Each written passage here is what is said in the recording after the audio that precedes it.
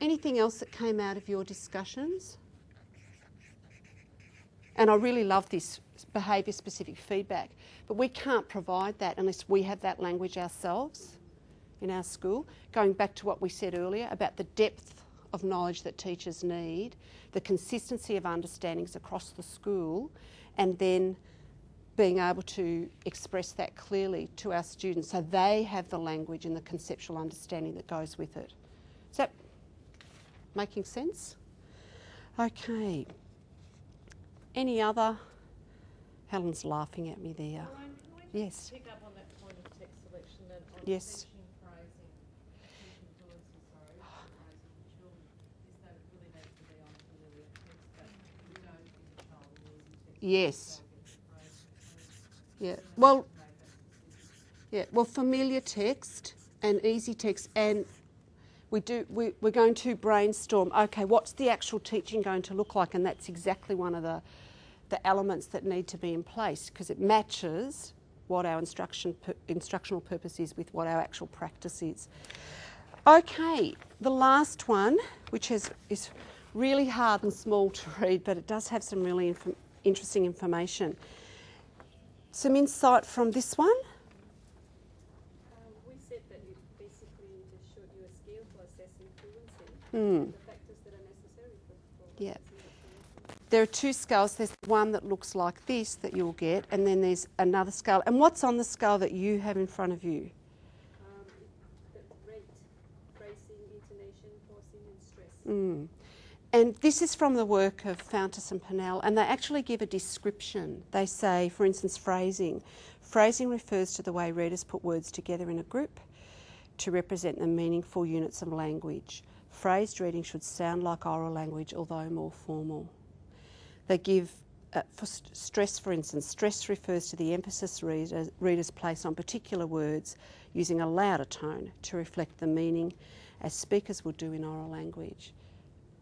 I like that because it gives us something as teachers. If we're talking about a common language is useful, it actually helps us get a common understanding of what we mean by pace or what we mean by phrasing and some words around it to have that discussion. And I think it's important, and it comes back to familiar text and that text points that you can use. You can not only use the print to help children, as in bold print, large print, but the children, if it isn't familiar text and they haven't got the gist of it, that the mum was angry and the boy was sad, then that affects the tones they use, where they stress the words, because they could say the mother angrily said and read it quite well. The mother angrily said, "Get over here straight away." But so they've decoded. I think it's that it comes back to that familiar text that they know there needs to be an angry voice or a sad voice that may not be implied by the size of the print.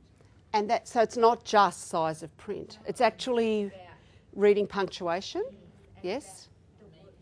Having an understanding of what this text is about. Yeah, the meaning. Yeah. Because that affects your phrasing when you read. It does. And I was sharing up the back there. Last week a teacher shared a situation. She was teaching to adults in China, teaching English to adults in China. And she said one of her adult students said something like, it was a sentence which, because the phrasing was not in place, it didn't make sense in English. I forget the exact example, but it was something like, "I am 35, said the boy." So it was really hard to get the meaning of the sentence because he had the phrasing out. But she said she found it really hard to explain to him what she meant and why that was wrong. Because he was in fact decoding, but he didn't have meaning there. And how, she said, I did not have the language to actually explain to him. And I thought that's a really good example, because I think for us, teaching English to English-speaking people, or even talking about it at our staff, do we really all have the same understandings and the same language around pace, expression, volume, etc. Just like Lynn was saying, it's not about just reading bold words, it's about actually pulling together and having a deeper understanding about how you place emphasis. So we're talking this morning about knowing why we do things. We do lots of good things, but we don't always know why.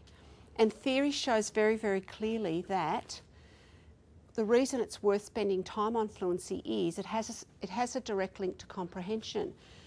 Assuming foundational skills such as word recognition and decoding, fluency appears to serve as a bridge between word recognition and reading comprehension. If we only focus on word recognition at the decoding, learning to read stage, it does affect comprehension.